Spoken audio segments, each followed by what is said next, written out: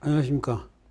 신용호의 문화형 토론 이제 세 번째 시간이 됐네요, 벌써. 지난 시간에 이제 문화형 토론을 쭉 말씀드리면서 잘못된 그 홍익식 박사님이랑 제 문화형 토론의 그 공통점과 차이점을 말씀드렸죠. 공통점은 어차피 인류 평화를 위해서 한 거다. 그 차이점은 홍익식 박사님의 문화형 토론은 그 문화가 행해지는 영토로서의 영토론. 그리고 제가 말하는 영토는 영토권을 규명하기 위한 문화형 토론. 그래서 홍익식 박사님의 이론과 제 이론을 잘 구분해서 출처도 좀 밝히고 이래가면서 써야지.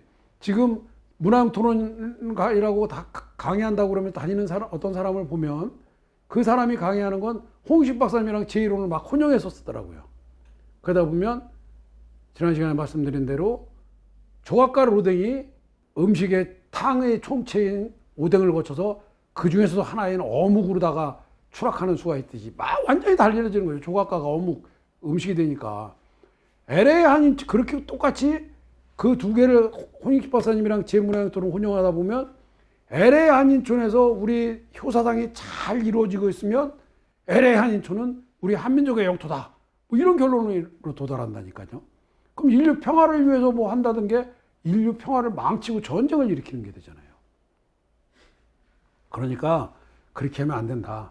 그래서 문화형 토론 중에서 홍익식 박사님의 이론이 아니라 그 제 이론을 확실하게 구분해서 영토권을 규명하고자 할 때는 이게 전래된 문화냐 아니면 원래 그 영토에서 자생한 문화냐, 즉 영토 문화냐 아니냐를 구분하는 영토 문화론에 의해서 도출된 영토 문화만 가지고 문화형 토론에 적용해야 된다라는 말씀까지 드렸습니다.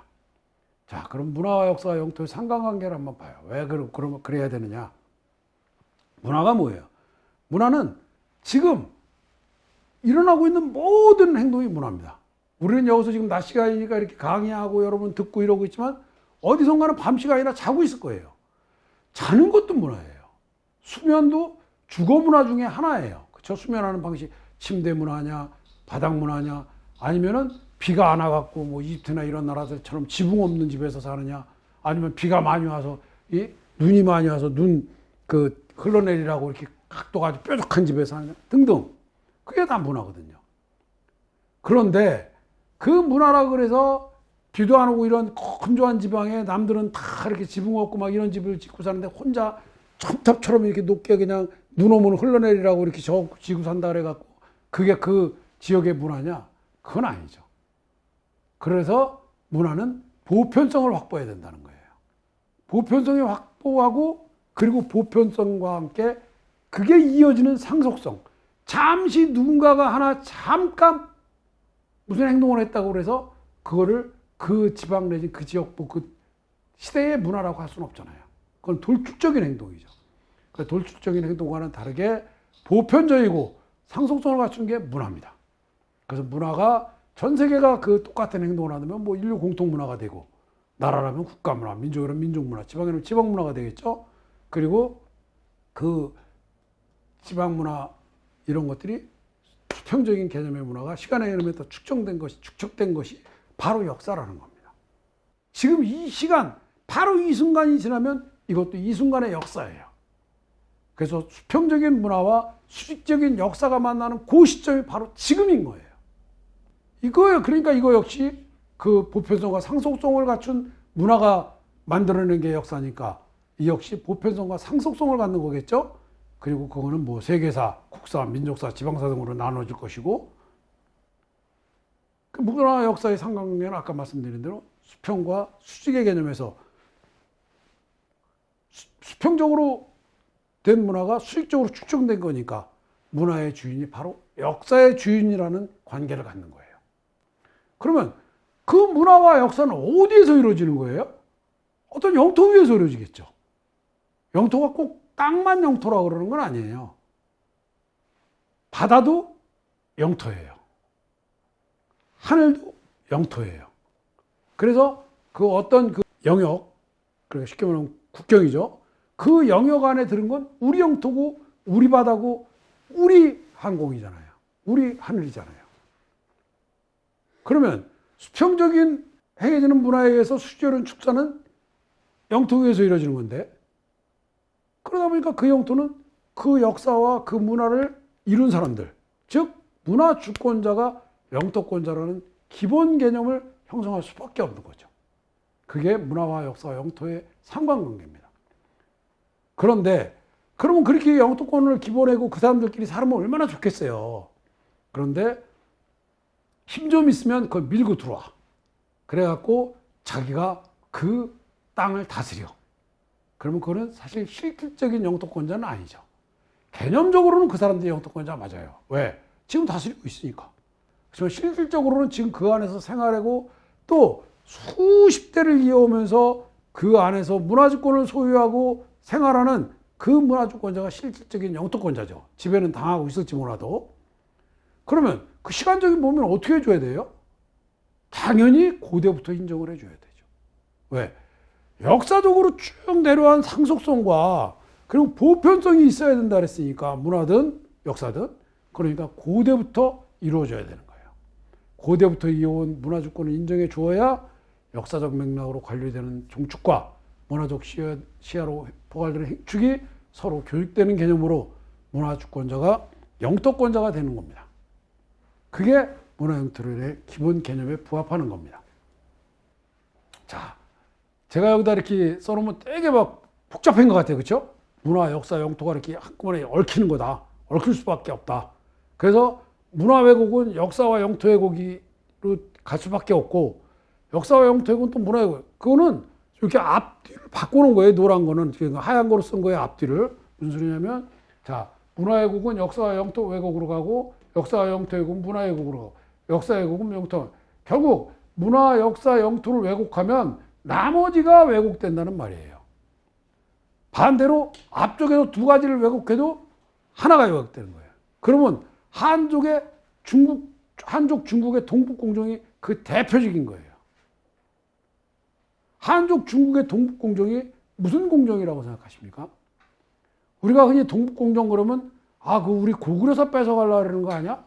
그렇게 얘기해요. 그렇죠? 그런데 동북공정은 고구려사 뺏어가는 게 아니에요. 동북공정은 고구려 영토를 뺏어가려고 그러는 거예요. 쉽게 말하면 중국이 벌이는 그 영토 공정 중에 하나일 뿐인 거예요. 중국이 벌이는 영토 공정은 여러 개가 있죠.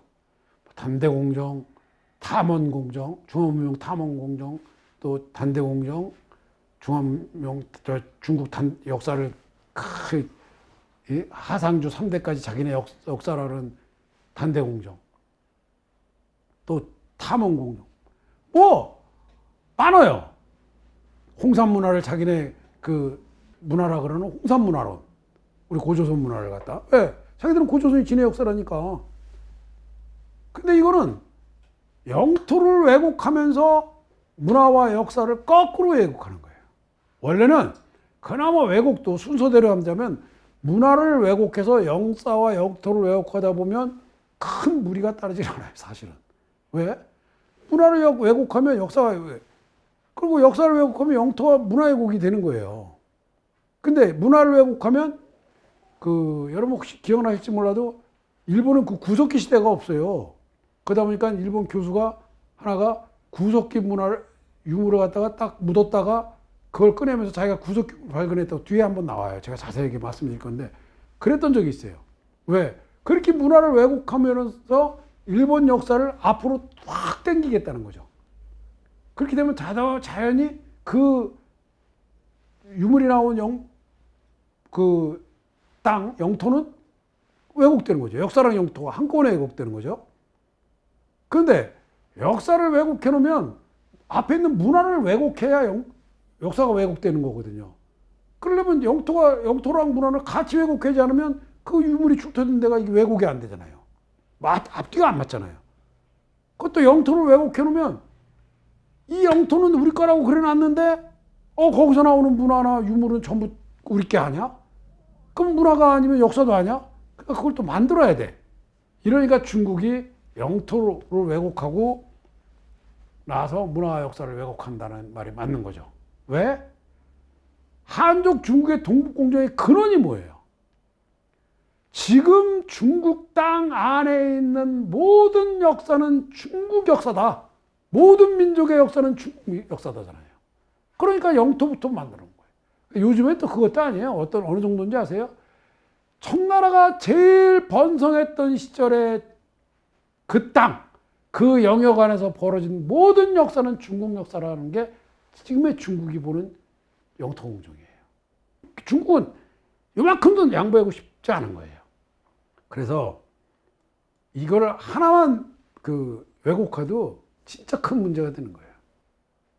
제가 아까 이제 문화 영토론 얘기를 앞에서 쭉 사실은 이렇게 개념과 정의 뭐 이런 식으로 나눠서 하지 않았지만 제가 지난 시간에 사실은 다 했어요. 그래서 제가 여기서는 간단하게 얘기하고 넘어가면 문화 영토론의 개념과 정의는 인간과 특정 지역에 발생하는 문화 활동이 어떻게 돼서 문화 영토가 생겼냐. 즉 인간이 영토에서 무슨 문화를 해서 그 영토에 어떤 문화가 형성됐느냐. 그러면 그 영토에 형성된 문화인 영토 문화를 기반으로 한 영토 문화에 의한 문화주권자가 영토권자가 되어야 되는 거다라는 게 개념이에요. 이 활용의 의의는 다른 게 아니에요. 자, 그냥 쭉쭉 그건 지리적인 그런 게 아니라 문화에 의해서 그 영토의 주인인 영토권자를 가리자. 그러면 지금 전 세계에서 그냥 수없이 벌어지는 전쟁, 영토 분쟁 이런 것들을 다 막을 수 있다. 에이, 설마가 아니에요. 그걸 우리는 눈으로 봤으면서도 못 느끼는 거예요. 여러분, 그 거대한 소련의 붕괴를 생각해 보신 적 있으세요? 그 소련이 붕괴한 게 왜 붕괴했다고 생각하세요? 소련에 북이 붙어 있으면 그나마 먹고라도 살 텐데 카자흐스탄이나 이런 나라들은 거기서 떨어져 나가면서 독립하면서 진짜 먹고 살기 힘들어지게 됐어요. 그러면서도 자기들은 독립한 걸 더 좋아해요. 왜? 이제 우리 문화를 우리가 누리며 살거든요. 자기들끼리 살거든요. 그게 바로 문화에 의해서 영토를 나누자는 거고, 그래서 영토권을 규명하자는 거고, 그게 문화 영토론의 의의인 거예요. 자, 중국 자치구의 독립투쟁 여러분 아시죠? 신장 위구르가 독립투쟁을 하니까 어떻게 해요? 엄청난 탄압을 해요. 그래서 미국은 선거 때만 되면 신장 위구르 인권 이러고 나와요. 그리고 실제로 그 사람들한테 교육이라는 핑계하에 그 신장 위구르 민족을 엄청 탄압해서 그 사람들이 거의 막 탄압당하고 그래서 막 죽고 또 지금도 말도 못하죠. 강금 폭행. 우리나라 보도가 안 돼서 그렇죠. 아니 중국이 보도를 통제해서 그렇죠. 그 사람들은 지금 다 또 티베트는 독립하려고 그러지 않나요? 티베트 마찬가지잖아요. 티베트도 자치구 독립투쟁하고 있잖아요. 그래서 달라이라마를 내쫓았잖아요. 그리고 자기들이 달라이라마를 세웠어. 아니 남이나 종교 수장을 내쫓고 자기들이 데려다 세우는 그런 종교. 이거는 정말. 근데 또 우리나라는 또 더 웃겨. 달라이라마 망명주의인 달라이라마가 우리나라 방문한다 그랬더니 어떻게 했어요? 온갖 핑계를 내서 못 오시게 했어요. 더 웃기는 나라예요. 그러니까 때리는 시행보다 말리는 신의가 더 웃기는 거야. 그다음에 이스라엘과 팔레스타인 전쟁 보세요. 이게 완전히 문화가 다른 나라들을 갖다가 영국이 돈 장사하느라고 1945년에 그 전비 때문에 돈 장사하느라고 니네 나라 세워, 니네도 나라 세워 이래갖고 유대인한테 돈 끌어당기고 이러는 바람에 두 나라를 세우라 그러는 바람에 저렇게 된 거잖아요. 그러니까 지금도 어린애들 죄 없는 어린애들만 죽어나가잖아요. 그 이라크에서를 비롯한 이 중동 국가 내전.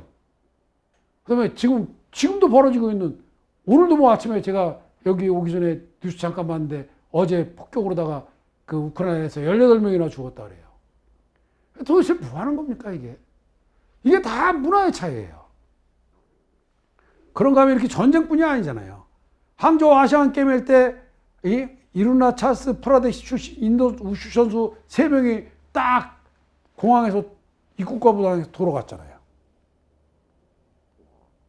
근데 그거 더 웃기는 게 저 땅이 인도 땅도 아니야. 저거 티베트 땅이에요.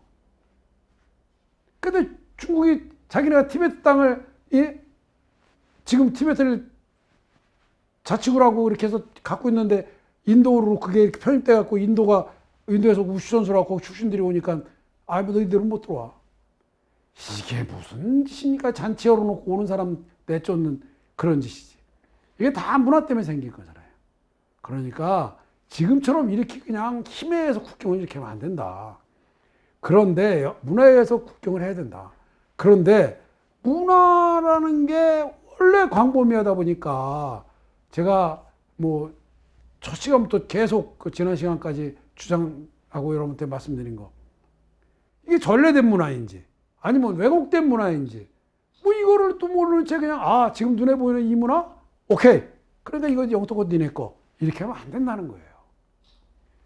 정말 이게 그 영토에서 자생해서 그 영토에서 생활하고 사는 민족이나 또는 나라, 그 대개는 민족이죠. 민족들이 향유하고 누리면서 외세의 개입 없이 컸던 그런 문화냐? 그러면 그게 영토 문화다. 그 영토 문화를 규명해서 그 영토 문화론에 의해서 문화주권자가 영토권자라는 정의를 내려야 된다. 그래서 영토 문화는 꼭 필요한 거다.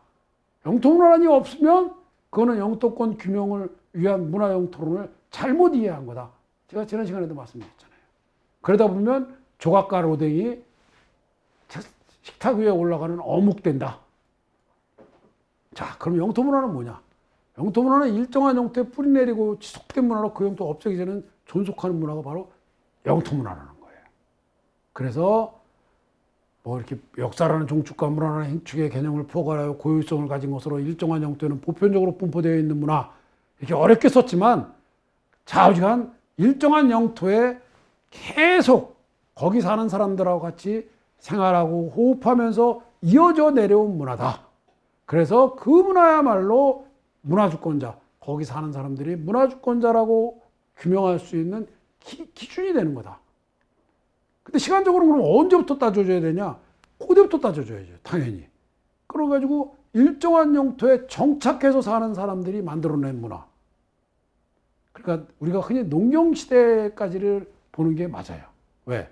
그 이후에는 산업혁명이 일어난 시대 이후에는 사람들이 너무 왕래가 잦다 보니까 오늘 여기서 싸이가 강남 스타일 탁 해야지 말춤 딱 트면 내일 모레 파리에서 어떤 사람이 강남 스타일하고 탁 이러고 있는데 그걸 그렇게 할 수는 없잖아요. 그럼 그 문화가 저 파리 우리 땅이야?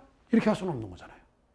그러니까 고대부터 농경시대까지, 그래서 영토를 개척하면서 후손들에게 물려주고 그 후손들이 그거를 이어받은 문화, 그거를 시간적으로는 봐야 되고, 내용적으로는 아까 말씀드린 대로 보편적으로 상속적으로 그 영토에 분포한 문화.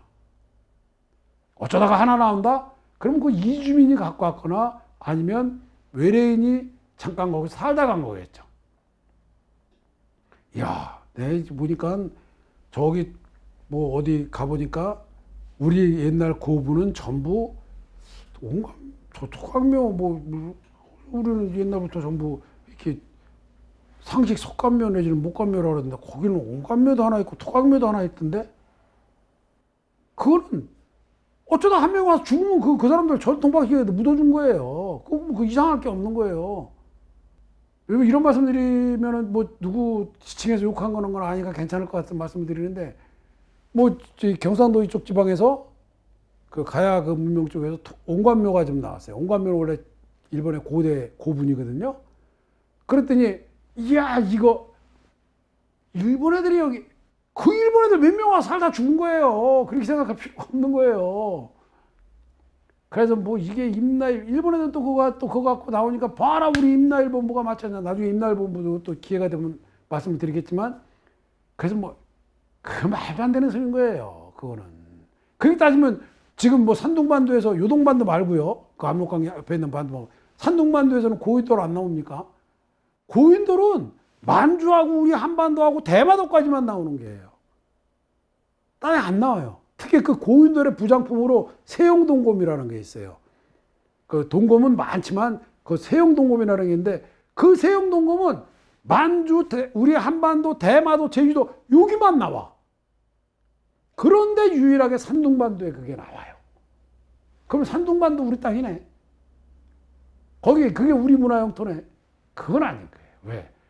산둥반도는 해류적으로 볼 때 그 우리가 발해만 여러분 이제 나중에 지도 나오면 이렇게 보시면 알죠. 발해만 그 요동반도 발해만 있잖아요. 그 압록강 바로 위에 있는 반도. 그 반도에서 산둥까지 배로 지금 배 말고 옛날 배로 이틀 걸려요. 이틀. 그러니까 우리가 이렇게 내려올 때 우리나라로 올 때도 거기 들렸다가 기착했다 오는 경우가 사실 많았던 거예요. 특히 고구려에서 그 온조백제, 온조랑 그 비류랑은 유리가 그 이대왕이 되면서 남으로 내려와서 백제를 세우잖아요. 그때 거기 들렸다가 거기서 많은 사람들이 남았던 사람들이 있다 그래요. 그러다 보니까 거기 고인돌이 나오고 세웅동곰이 나오는 거지 무슨 산둥반도가 우리 그렇게 따지면 전 세계가 다 똑같은 나라예요. 그러면 시리아의 무궁화 꽃이 시리아 국화라 그래갖고 시리아도 우리 땅이라는 사람들이랑 똑같은 얘기하는 거예요. 그러니까 그런 게 아니고 상속적이고 보편적으로 있는 그런 내용적이고 시간적으로는 고대부터 농경사회까지 이렇게 생각하는 게 여러분 맞는 거예요. 그럼 그런 영토 문화가 당연히 영토 문화를 누린 사람들이 영토의 주인이 되잖아요. 그게 바로 영토 문화론입니다. 영토 문화론의 정의는 일정한 영토의 상속적인 시간을 동반해서 보편적으로 분포되어 있는 영토 문화의 실체를 분석함으로써 영토의 문화주권자를 규명하는 과업인 거예요. 활용법은 자 어떤 영토 분쟁이 됐거나 또는 그 이 영토가 누구의 영토인지를 알고 싶은 영토에 나오는 영토 문화 그리고 지금 그 주변의 민족들이 누리는 문화를 비교하는 거예요. 그걸 분석해서 그랬더니 아 이거는 이 민족하고 딱 일치하더라. 비슷한 민족들하고 이렇게 비교해 봤더니 그 일치하는 민족이 바로 그 영토 문화의 문화주권자가 되는 거예요. 그래서 이걸 갖고 하면 중국 동북공정도 우리가 쫙 이길 수 있죠. 왜? 만주의 영토 문화는 우리 거니까. 그리고 일본이 왜곡해갖고 막 이러는 거 다 밝혀낼 수 있는 게 바로 이 영토 문화에 활용하는 거예요. 영토 문화의 활용의 의의는 아까 말씀드린 대로 문화를 왜곡해서 또는 역사를 왜곡해서 영토를 왜곡하려고 자기네가 영토 주권을 왜곡하려는 거에 대한 방어막을 칠 수 있고 바르게 밝혀낼 수 있다는 겁니다. 중국의 영토 공정을 비롯한 동북 공정을 모조리 이겨낼 수 있어요. 그리고 영토 문화는 그 영토를 송두리째 없애기 전에는 절대 왜곡할 수 없는 거예요. 그래서 역사는 왜곡할 수 있어요.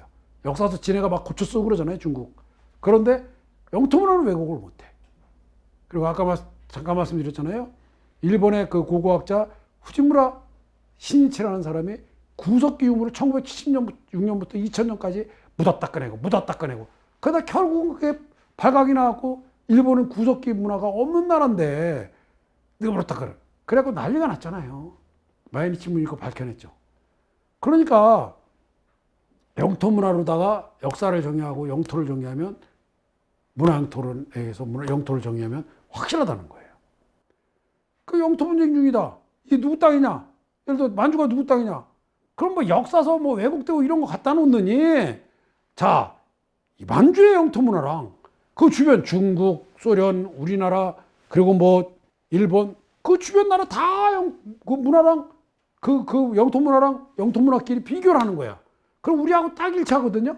그럼 만주 우리 땅이 되는 거예요. 그게 바로 문화 영토론을 논하면서 영토 문화를 동반하지 않는 것은 문화 영토를 잘못 이해한 것이라고 그래서 제가 말씀을 드리는 거예요.